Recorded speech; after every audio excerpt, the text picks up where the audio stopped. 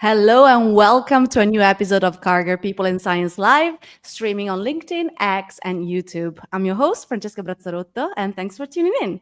So today I'm really pleased to welcome Marcel Braun, director of the Novartis Pavillon in Basel, Switzerland.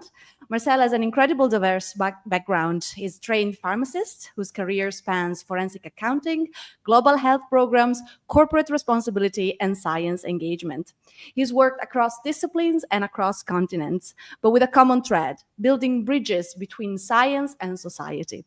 At the Novartis Pavillon, he now leads one of the most unique spaces in Europe for public dialogue around healthcare and innovation. So this episode isn't about showcasing a corporate initiative, although it's great, but it's about exploring a real human effort to rebuild trust, increase understanding, and return healthcare to the people. The Novartis Pavillon is our setting, but the heart of the conversation will be this. How can we create better, more inclusive ways to connect science with everyday life? So just to note, everything that Marcel will share with us today reflects his personal views and not the official position of Novartis. So Marcel, welcome. Thank you for being with us today. Thank you, Francesca, for having me. That's great. Before we get into all of that, let's start simple. For those who don't know the Novartis Pavillon and haven't been there yet in the past 3 years since it's opened, what exactly is it? And what makes it different from, say, a museum, a corporate space, or a traditional science center? Yes. So it's actually something in between. It's not a company museum. It's a welcome center where we want to bring together the society with scientific backgrounds or scientific facts, kind of a scientific diplomacy initiative. How to bridge the gap that some people have no access to health information or validated information. And on the other side, we are depending on science. We want to bring this together, break down the barriers that people dare to ask to get information. So it's a mix of a kind of a public exhibition where we are open for a dialogue. It's focused on life science specifically. It's not a science center. In that sense, it's not that broad. It's really focusing on life science and health. That's the main topic. And bridging then to through the public exhibition to get people more access to information on health at large.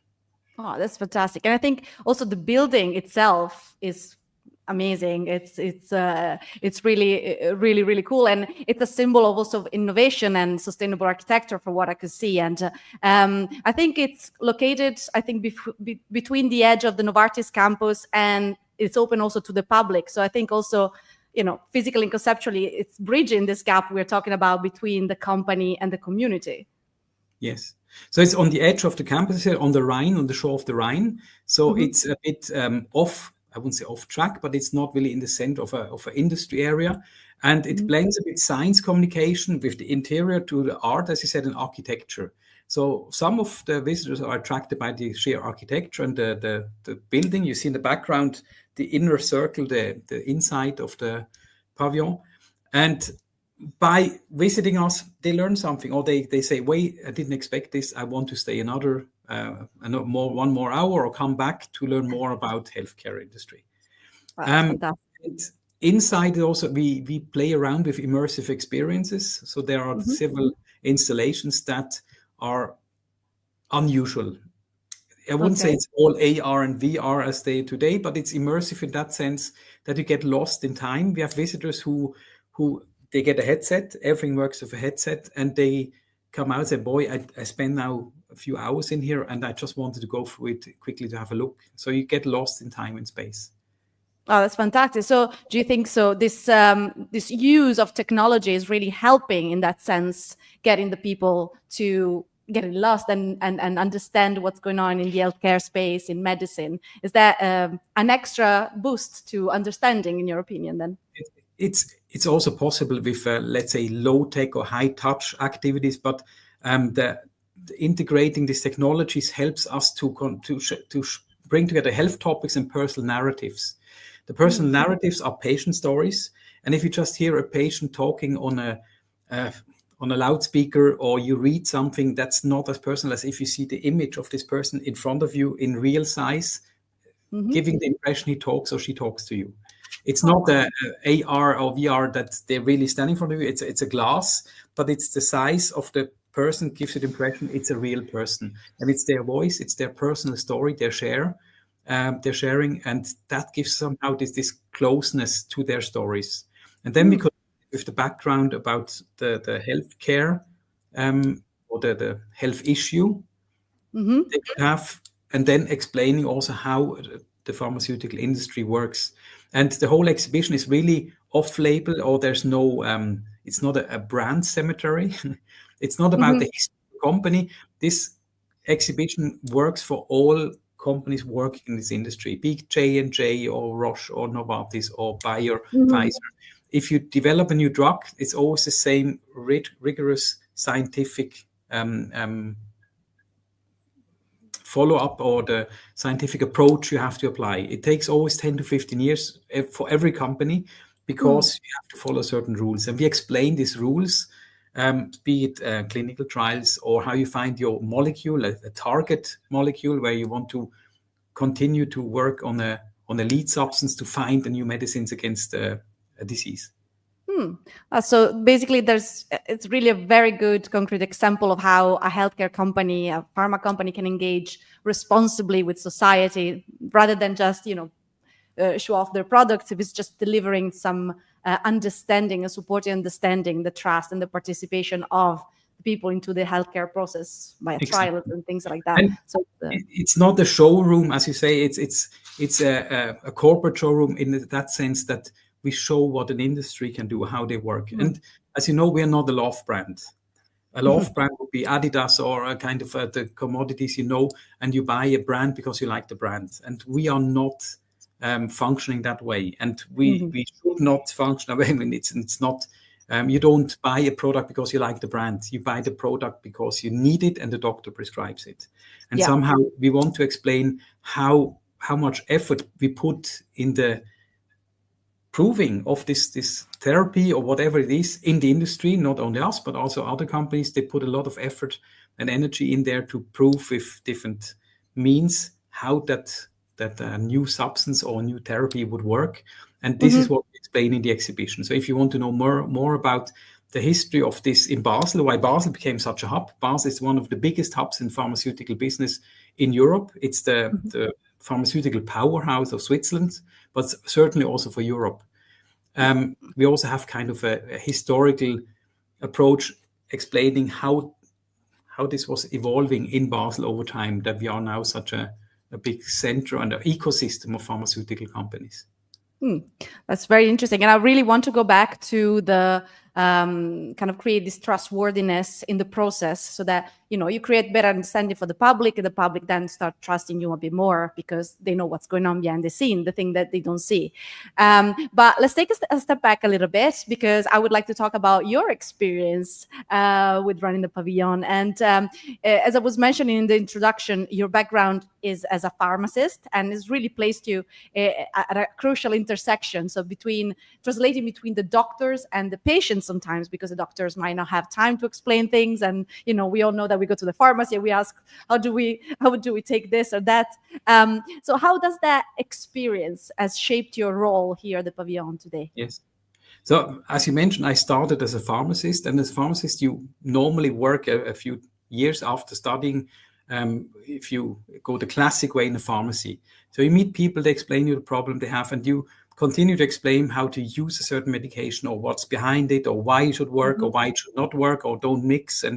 And so you're always bridging, you're translating between the complex scientific topic to an everyday understanding. Yeah. And this is fun. For me, it's fun. It's really intriguing. That's something I gain energy from. And somehow I was looking throughout my career for this bridging function. And I think nicely I drifted into corporate social responsibility, meaning how companies engage in society, be it through STEM education, special events to like Olympiads, science Olympiads. These are activities that companies do in their own interest to find the best talents. And this was I was focusing on. And the Pavillon project came along a few years ago. And this for me is the perfect crystallization. It's like an engagement of a company in a field. You don't have to make a science center or a kind of a public dialogue space for health. But exactly this is the bricks and mortar of this bridging. We can Mm, showcase some patient stories, we can showcase laboratory insights, we can showcase different journeys of scientists and professional backgrounds. How do you get to be a scientist? If you're a young mhm. person, you want to know what is the way to become a scientist. And if you don't have somebody in the family showing you the way, you need places like this to get some ideas. So Yeah, idea giver, a pacemaker. Um, absolutely. so it came perfectly together. In a way, we had to bring the concept to life. At the beginning, it was just a paper concept. How do we explain and bridge this complex, explain this scientific complex topics to the layman, to the Mm, everyday understanding? And this is what we did in the exhibition. It's 6 hours of content. You don't have to read and anything, but you can walk through it. But you don't have to do everything in one day. You can just walk on certain stations where you think this is intriguing, and mhm. you can still take something home. And the the critical thing is to balance it in a way that it's not too complicated, but not too flat either. Mm. I think you can explain much more in depth to people who are interested than what we think, but you don't should overburden them with special words and Yeah. special vocabulary. Yeah, I think that's very interesting and a very important point. We have our headquarter in Basel, in Switzerland, and with Karger, and I really love the place. I mean, you're there, you're between France, Germany. There's so much culture, there's so much diversity, and I think my next question will be really this, because it really all comes down when we talk about trustworthiness, and people's understanding what's going on. They want to understand their health better. Why should they trust a pharma company, or their doctor even? And many people nowadays feel that science, especially medical science, has become a bit distant or even inaccessible. There are conspiracies. There's the whole thing after COVID, right? So what do you think caused this disconnect, and how can we begin to rebuild that connection, especially when we have people from different social and cultural backgrounds? Yeah. Well, I think one phenomenon we saw is an overload of technical information. There was too much just Mm, dumped on people and let alone, and there was little effort in explaining what healthcare system does. What I saw in my work, I was working in developing countries. A lot of my career was in different countries with different setups, and not necessarily bad results sometimes because of the human factor. The mm, best therapy or the best tablet doesn't work if people don't take it. And sometimes it's the human factor that really holds the results or positive results back. And we need to mm, work better on explaining what we do, that people understand also what intervention works, or preventive measurements, mhm, especially how to, what, it doesn't mean everybody has to agree to everything, but this critical thinking, I think we have to train people not to trust blindly, but to critical think critical, ask behind things, question mhm, things. And then if you're not happy with the answer, dig down, ask for more. And if they cannot deliver the results or the answers, then you maybe choose a different option. So this is facts versus opinion. I think that's what I'm looking for. That somehow mm, people realize more this is fact or this is an opinion. And mm, I think the last few years we have more opinions than fact-based communication in many levels. And so we hope with a center like this, there are many others like science centers in the world or natural history museums. I mean, to go back to how know-how and knowledge is created, to understand what is now my opinion or what is a fact, and I can react on that. mm. Yeah, I think that's a topic we covered many times with different speakers. The ability to recognize facts and opinion, as you mentioned, and also training people to understand the difference, especially with younger people, growing to a digital landscape, and where there's so much information out there. How to understand what is real and what is not, what is fake news and what is actually something that's been peer reviewed and accepted and correct. Yeah. Um, so how do you think you're having an impact with your exhibition? Do you think with the pavilion, how do you measure the impact of these activities you're running? Yes. I mean, numbers is one thing. First, we know how many people get into the buildings. In 3 years we were open, we had 260,000 persons Wow. coming to the building. there are people coming back again, so twice or three times, but it's already showing us it's more than what we hoped for. Out of its Amazing. 260,000, 60,000 went to the exhibition. This is the immersive part with the headsets. So we see how much time they spend in the exhibition. In average is 1 hour. Okay. And this includes also very short exposures where we have a group during the museum night, for example, just going through it 10 minutes. But overall, in average, it's 62 minutes. They stay in the exhibition, and it's 60 persons per day. I mean, we can drill down all the numbers. That's interesting. From the feedback, interestingly, nearly 10% of the visitors left the feedback on the audio device. I was blown away. We just collected it for 2 years. We didn't look into it because at first you need to get some numbers to get some real data out of it. And then we were totally surprised how many people leave a message there. 10%, but out of the 10%, you can take a fraction away of just wrong typing. That they yes or no, or they just made one comment. So it's not a lot of data, but the nice exhibition, or can you have this in Italian? But others are really interesting that most of the people, they really like it. It's not in between. It's like, oh, it's okay. They really say I was blown away. I didn't expect this. Or, of course, if something was not working, said, I came here because I wanted to see one installation. This one was blocked. There was a whole class there. I couldn't get there. Of course, you have this as well, but not in relation. Most of the people give wonderful feedback. And this reflects also on at the entry part of our house, where people get back the headsets or are strolling around in the shop. We have a small shop, a science book shop. And the feedback was, I've never seen a science bookshop like this in Switzerland. Wow. And we have books that not sell really a lot because they're so specific. What we said, if you talk about science, this is a standard book. Like the Vesalius, one of the cargo books. It's you don't know, it's a 16 kilogram book. It's a translation of a 500-year-old science book, the first anatomical atlas of its kind from Versailles. And people don't expect this in the shop. So they dare to flip through the pages. We just put one on display so you can experience hands-on science books. This book, you would not see it in a normal bookshop. And if you see it, you only have to put on gloves to touch it, I guess, because it's so expensive. Yeah, exactly. And here you can flip through it and explore and say, well, I heard about this book, but I never saw it. I never touched it. And so we try to surprise people with new ways to interact with science. Science is something cool. Science is something you want to engage with. It's not something to be scared of. Yeah. And do you out of curiosity in your feedback form or in your surveys, do you ask if they change their mind about maybe their vision of a pharma company or of medical science, if they've not something really. like that? No, just if they liked it, if they would recommend it.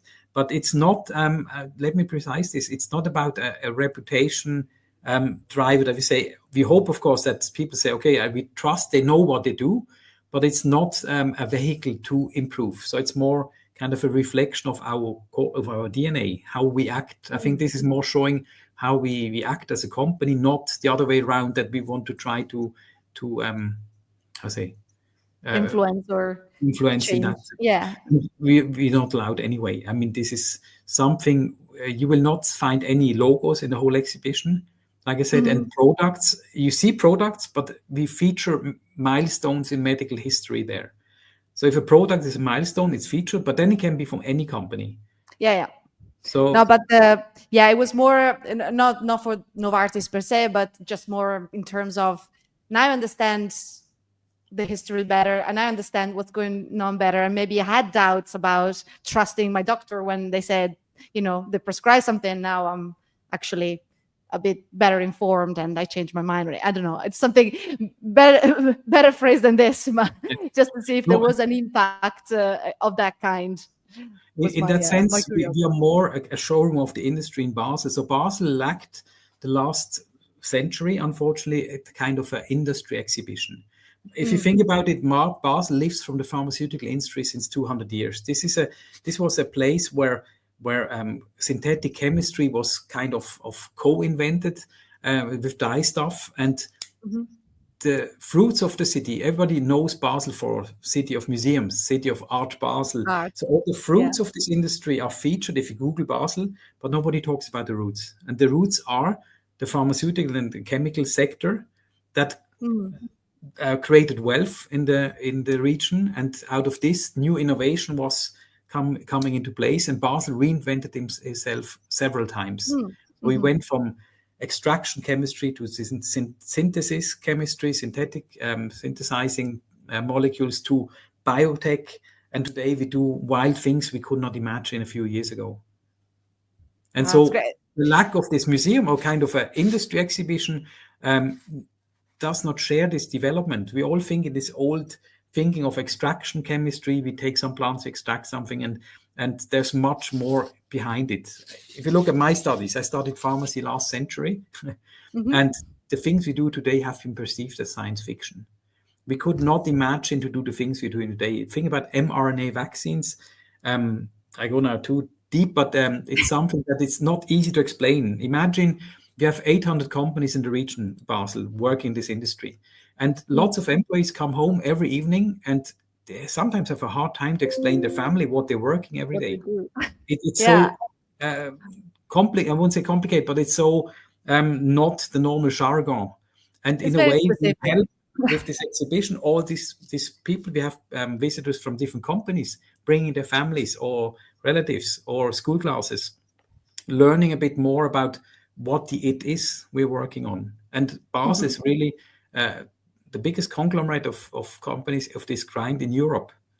Mhm. Mhm. And we were Love. lacking this kind of a center. And so we catched up on this, and it's the numbers show it's successful. People embrace it. That's great. And is there, so you're evolving the program, obviously you have a lot of exhibition, but you also have an example where maybe the community input, so the visitor input has shaped one of the programs or the exhibit at the pavilion. Well, in a way, we learned that school classes, they love to get there, the teachers, Mm. and everything what makes the teacher's life easier in a way helps them to take the time and come here. So we developed some of the school materials. So you can download some school materials, because you Oh, cannot wow. just throw the school class in there and say, off you go, do whatever you want. It's 6 hours of content. Normally they're there for 1.5 hours, and you want that they focus really on some topics. So you have some guidance where to spend Hmm. your time best if for a certain topic. We have a summer exhibition. We started doing summer exhibitions during the school break, that those who are not away in vacation can go for free into this summer exhibition and learn something if they want. Last year was DNA. Mm. 180 years ago, in Basel born scientist called Friedrich Mirscher found DNA. So in Basel, Hmm. DNA was, no, not in Basel, but in Tübingen, but the Basel scientist was the first discovering DNA. So we said, this is a good moment. We have the Friedrich Mirscher Institute, the independent research institute in Basel, also Hmm. on campus here. So we said, this is perfect. Let's make an exhibition about DNA and explaining how DNA looks like big visuals. Nobody ever saw DNA. There's no picture. It's just this double helix is a Yes, optimized form, and you never really put finger into how it looks really. How long is it? And so we made hmm some really easy installations where you see that a DNA one of your cell is 2 meters long, and the whole DNA of your whole body is about 40 kilometers. So you have threads rolled up, 40 kilometers of thread to show how much DNA your body holds. We had small That's leaflets you can take fascinating. home, how to extract DNA at home from a Hmm. banana. So you just take a bite of a banana, and you can at home easily show and deflate the DNA and see how it looks like. What we also started is a lecture series called Behind the Science. It's about roughly once a month, 6 o'clock in the evening, open to everyone for free, on scientific topics. We hope to attract different kind of people to get them interested in science. Hmm. So we Oh, had 70 years of discovery of DNA. hmm So there was a specialist talking about DNA. What do we know about DNA today? So first, finding DNA is one. How to read it is the next step. And then we learned how to interpret this reading, so to speak. And now we're getting hmm into an age where we can rewrite the yeah, word, so to speak, of DNA. And yeah. RNA. And um, this was one lecture. We had one lecture on not easy topics like palliative care for children. What does it Oh, mean if you okay. have a terminal disease in the local Mhm. hospital? How do you take care of children, which are not little patients? They have a different needs. They have a social Mhm. network. They have to work differently with them. Earlier this year, we had one on transplantation medicine. So Okay. we invited Swiss transplant. There's a new law in Switzerland that we become donors by default. And we said this is so omnipresent. People have questions. When am I dead? Who gets my organs? How do I queue for organs? Who decides who gets what? And we said this is a good moment. We invited this foundation to explain the layman how this works. And this is Mm, mm, depending on the feedback we get also from what you just mentioned. If we see there is a need for a certain topic or it's interesting, we will organize the speakers. We'll watch out if there's some people with a good speaker quality also, mhm. and those who have something to say and are not related to us. And then you will see on our website when the next one will be. Oh, So okay, and I saw that we've just shared the link on the screen. So if you are interested, please go and have a look. It's really a beautiful, building to visit, but also the information inside is fantastic. And I think it's very important this kind of explaining, especially some pathologies and things like that, because people at the end, we're all patients in a way or another, and we want to understand more what's going on with us, with our relatives, with our friends, if something is not right. And at Cargill, we do a lot with this sort of kind of patient communication. So do you think that the next step forward is to just focus more on those type of topics, or what do you see the future and of the pavilion, how we will be evolving? Um, so what we saw in the past was a bit, if you talk about just meant Alzheimer, for example, or other Mm, diseases, most of the people coming to our space are somehow affected by it, or they have family members. So it's kind of we help them to find, or we help them to get more information on a certain topic. But we mm, want to attract more young people to think about health before it gets an issue. right, Um, preventive. and if you're young and healthy, all this is far away. And Mhm, so we are looking now for topics that are more in the heads of the young people between 15 and 25. How can you attract them to think about science, about health, about health systems? And so we are scouting different topics. mhm, One just come up that was not only for young people, but there was equity. So meaning kind of a gap we see from clinical trials that women have been underrepresented.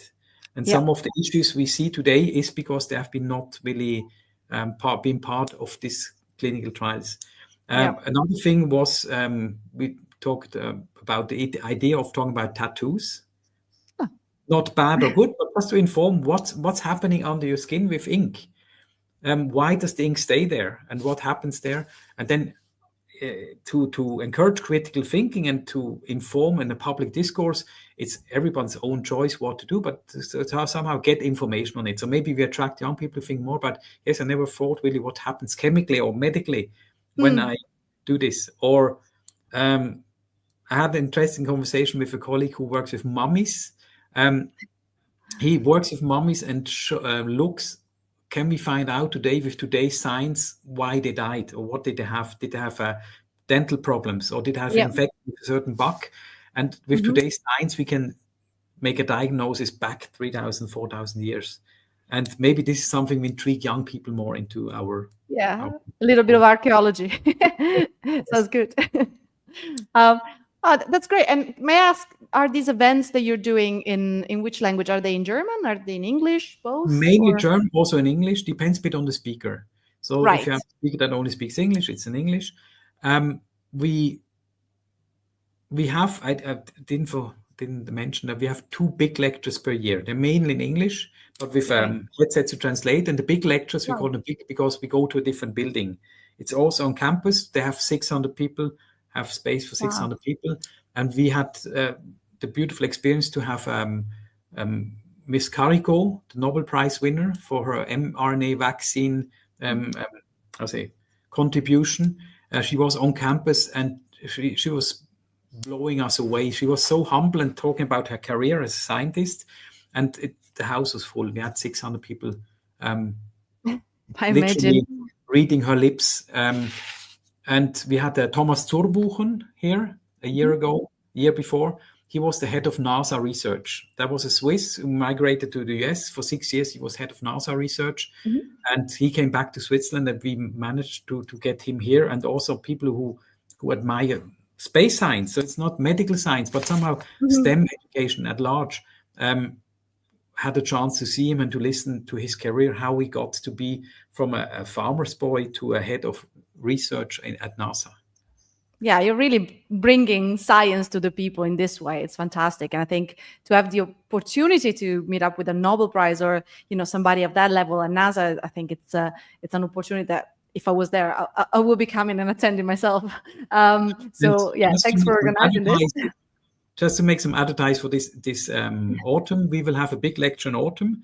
It's not on the webpage yet, but I can tell it's about not global health. It's about environmental health or kind of the SDGs, Sustainable Development Goals. Okay. We are Yes. heading to with our planet. It's planetary health, so to speak, which has an impact on our health on a daily basis.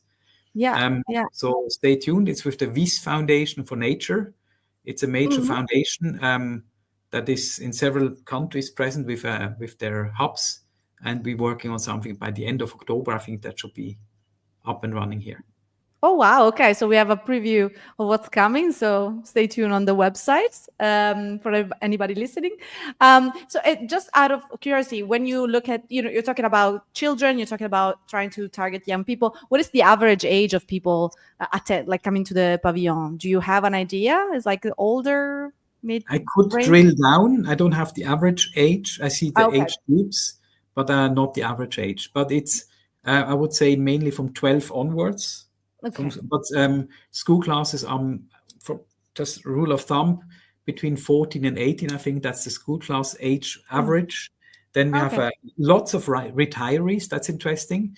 So who bring along their younger kids or the grandchildren, and or bring their kids saying, I worked here and I explain you now what I did all the time, because they Oh. never had the chance to do this. So that's also interesting. Yeah, it's Uh, a good way to explain what you were doing. I mean, as you said, it's very complicated sometimes if you're not in the industry. So it's a great way to get them to What we understand it. realized also, we became a hub for the community here in Basel, some neighborhoods, because we have a part of the building it's public space, and a part of it we have a public Wi-Fi. You can surf for free, just sit in there like a lounge, and you're not asked to consume anything or pay entrance fee. And we have people in the neighborhood who embrace this, who come in for ice cream or go to the toilet, change the nappies, sit there, make some download some files and work on their mobile phone, or students who just are sitting there and working. So Yeah, it's it's a kind of community space, really. cool mix. Yes.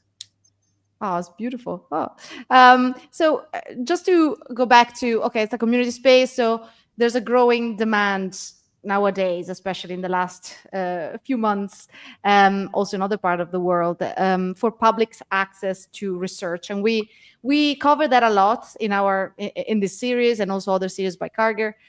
We're always looking at how can the public access the medical information that we put out there in a way that's understandable. And this is true, especially when it's publicly funded. Now, this space, like the Pavillon, this is not publicly funded, right? So it might be a bit different, but how can, does the public feel like they have a right to understand, this medical history, even if it's a private, let's say, endeavor, a private place, or do they feel like it's part of their community? As you said, they come in, they come out. How do you see this coexisting, this private and public thing? I didn't feel that there's this segregation for the visitors we have. Having said that, I mean, we have to be careful. Those who visit us, they already somehow are curious, or we manage to get them curious to see what this is. But in Basel, I realized that there's not such a big gap between private and public. It's more like they people take on the possibilities to go somewhere to learn more about whatever it is. It's a museum city. And you Mm. realize this, that people go a lot into museums. They love it. The museums pass, it's a special passport you buy once a year and can go to 500 museums. So many in Basel have this, and they use this, and they don't say, I don't go there because it's a private thing. And Mm. what we did is we were very shy a bit to communicate at the beginning. We said, oh, we have a company. We should not over communicate that we are here now because people could take it the wrong way. And we realized they did not at all. So we start also to make now some small pamphlets and some leaflets to make people aware of this option to visit Right. us and to learn more. And they take it on. We give now vouchers out to different Quartiersfeste, that there are some Mhm. small parties in a certain area of the city. Just say Yeah. people can win a free entry to this exhibition, or to make aware that we are also part of this menu, beside Right. of the anatomical museum, beside of the pharmacy museum, natural history museum, if you're Mhm. scientifically thinking, besides of plenty other museums. So Mhm. it's a neutral ground. It's Mhm. not on neutral ground in that sense that it's called Novartis Pavillon, but the content is neutral. And I would say also, if somebody wants to challenge it, be my guest. I mean, that's why we're here for. We want also to raise the question that people start to question, like I said before, critical thinking, and we want to foster scientific literacy. Yeah, yeah. So it's like shifting basically from a one-way flow of information, as we usually get, to a dialogue, more of a dialogue with the communities, and Yes, get them to feel empowered by, being informed. I exactly. think it's a great thing to do, and to be part of. I would just finish because I'm conscious of time, but I wanted like one last question, maybe, seeing that you've been around a lot and changed different jobs. But is there, if you were to curate or help create another pavilion somewhere else in the world, where do you think it could be as impactful as you have it in Basel now, or You even mean more impactful? location-wise or content? Location. Well, let's do both. Location and content. You can Yeah. do. You can No, create it. I'm sure there are plenty of places this would work. Um, Mhm. as you can imagine, now we have international delegations coming to Basel from different companies, also visiting us, because we are kind of a Mm. showroom of the industry. And I had people from South Korea. There was a high politician from South Korea in the pavilion and said, we should have one like this. And he was there with the city planner of the city. And I said, yes, if you want to have one, be my guest. We can help you to think about one, to how to put it Wow. there. And that was South Korea, but we have reactions of this from different countries. Of Hmm. course, when it gets to the real thing, they have to think about the size, the magnitude, the topics, etc. But if I could copy paste this into several places in the world, I would do it. Yes. Hmm. Well, you never know. They might ask you to someday. That'd be great. Yes. Okay. I mean, thank you so much for answering all these questions and for sharing your job with us, your experiences with us, and I think that's all for today's episodes. And I just thank you again to you, Marcel, for this inspiring conversation and for joining us. Thank you. Thank you. Um, Sorry. It was a pleasure. Thank you. Thank you. And thank you all for joining us today. So we'll be back on July 22nd with Dr. Ali Jaffe, an award-winning NHS psychiatrist and mental health advocate, to explore the fascinating connection between what we eat and how we feel. It's a powerful conversation you won't want to miss. So until then, take care and stay curious. See you next. Bye. Bye bye.